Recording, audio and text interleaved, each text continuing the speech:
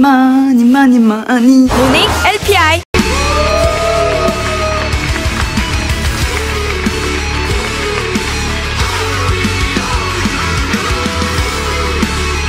Welcome back, everybody, to the SSL Classic. We had one TVP already. Went in favor of Light, who, with a quick timing push, realizing it was Nexus first, punishing there with an SCV pull, took the win, very similarly to how he did a proxy to Factory to take the win over sSak last week. So he's definitely putting on the aggression. But we are moving into a matchup that should theoretically be longer than the last TVT. You know, hopefully it would be a very special game if it were not quite that long. But we have a lot of different styles of Terrans this game or this tournament. We've got Light, maybe a little bit cheesier and maybe shakier in the long macro game. But coming up next, we get a chance to watch Mind, who is an insanely good macro Terran player.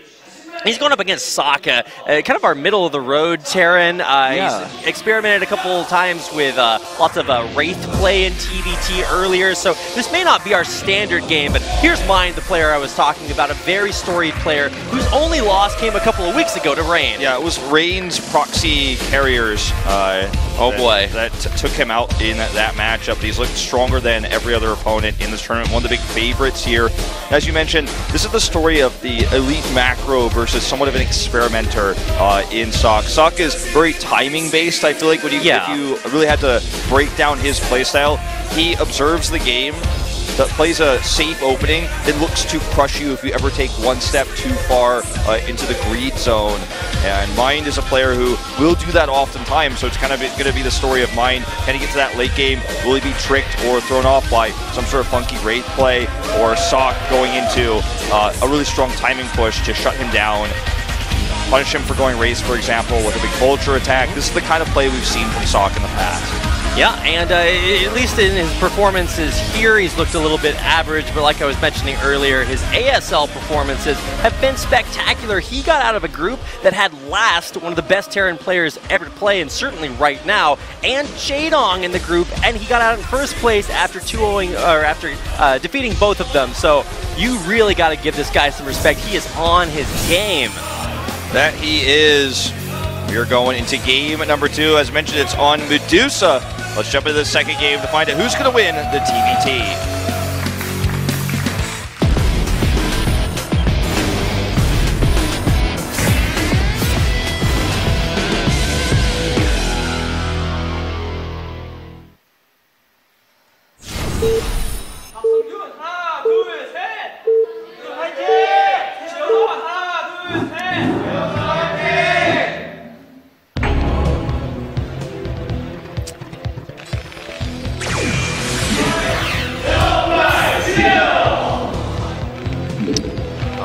Now that we have allied, we are going to spawn on a Medusa, or Neo Medusa. We have our red Terran player, Mind, I believe. Yes. And our blue Terran player, sSak. That is right. Mind to the top right, sSak in blue. We'll have our clock positions up on the screen for you guys in just a moment. So that has always been the way of describing player names, or player locations, I should say, in Korea. Yeah, we should actually probably mention that if you're like brand new to watching Brood War and you don't know what our T3 and T7, that's T for Terran, their race, and then 3 for the position on the clock that they have spawned. So it's the 3 o'clock position and the 7 o'clock position. Yeah, and somewhat of a newer addition is the color as well. Yeah. That will help describe which player is which, because in the old days it wasn't always done that way. Back in my day, we just watched things through a TV made of Lincoln Logs. I don't know, man. Did you ever have Lincoln Logs growing up? I did have Lincoln Logs growing up, man. Were so cool. You ever have an Erector set? No. What about Tinker Toys? I did have Tinker Toys. Okay. The closest thing I got to that was when I was erecting a dispenser in Team Fortress 2, but these are some sick iMember moments. Okay, so this is the barracks. It's just to wall off and make sure that nothing's going to get into the main. These are low ground mains that we have here on Medusa. So nothing super surprising there for Mind, but what is surprising is that sSak has decided to construct some buildings in the center of the map. This is what you'd expect from sSak, not from Mind. The early game aggression, pressure here. This is not an all-in. We don't know which variation it's going to be. It may just be some early marine pressure with vultures. Follow up to punish a wall in like the one that we're seeing here from Mind. We've seen this already on this map before. So it's not too shocking that we would see that. May not even proxy the factory. He likely will, but doesn't necessarily have to as he gets his gas here. He'll be starting the Marine in the middle of the map, and he obviously doesn't know his opponent's spawning location just yet, as it is a 3-player map, but he's likely to find out very soon. We'll see how this plays out. I don't want to call things too early, as the SCV Scout of Mind is going to come in here and will immediately identify that the barracks is missing. We'll see no CC, so he knows what's up. SCV going for the Scout will actually get the correct Scout, SSak will, and starts the factory in main base. So this is just going to be that pressure to punish the wall off. And nice tight wall to prevent the SCV from getting inside. Yeah, really, really good control there, preventing that Scout, not allowing him to get out there. His first Marine, I mean, it'll be able to go in here. Actually, whoa, if this SCV connects with the Marine, then that actually could turn the tide. I think he did get one hit off. I do believe that that Marine is stuck on the outside of that wall for now. Yes, unless he lifts the barracks, of course, which would cost him production. So this is going to be insanely good for SSak. We'll have a Vulture coming across the map very, very soon. It's going to be the defensive Vulture coming in here, of course, shortly for Mind. Factory is not yet completed. See with the later barracks in the middle of the map, this can happen.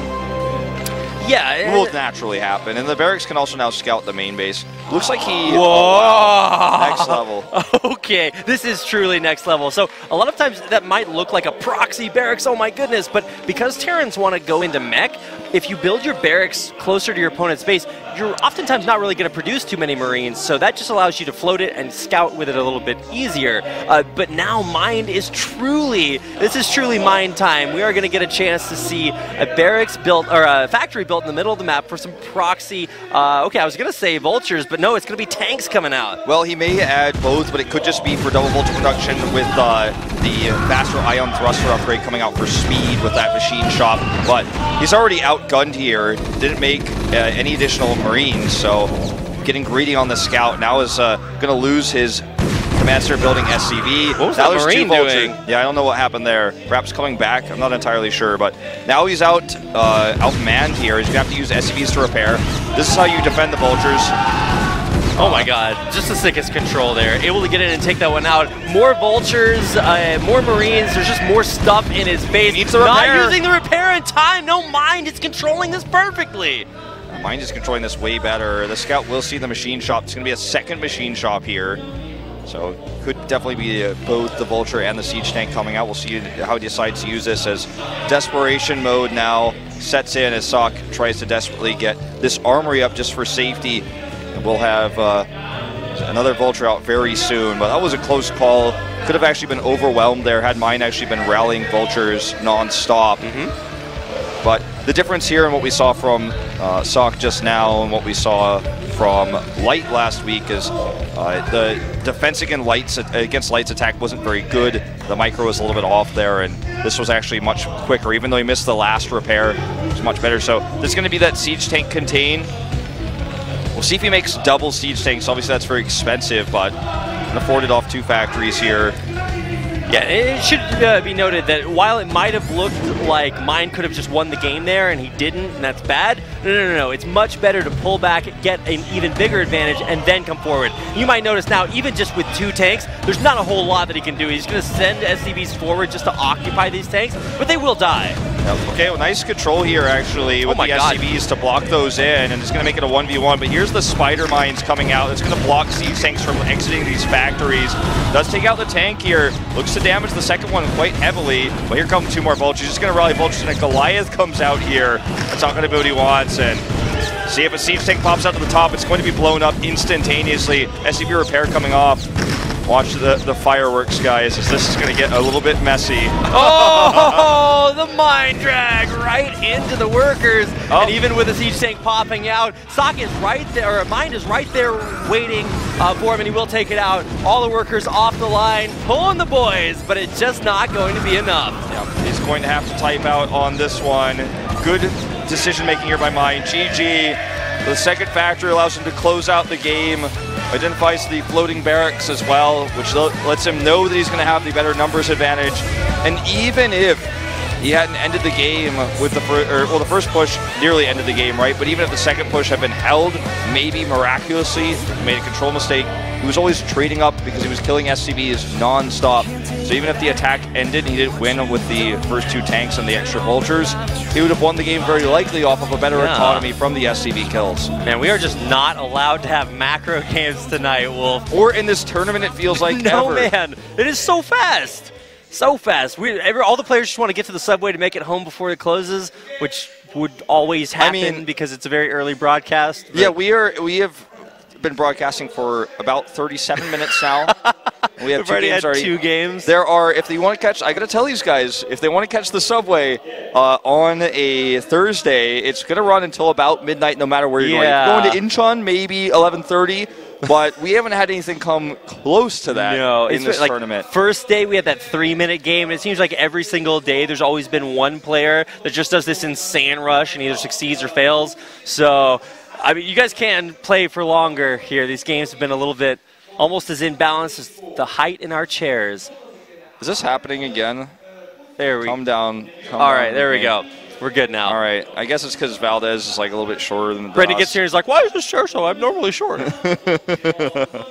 All right. Well, I don't know, man. What a game. I just Our Korean commentators have a lot to say about this. I don't understand why we just don't have longer games. Like, why is this happening? It always feels like on the short games they always have so much to say. But finally, we're going to head out to a quick commercial break. And then we are going to come back with our third and not final game of the night. So don't go anywhere. We'll be right back with more of SSL Classic.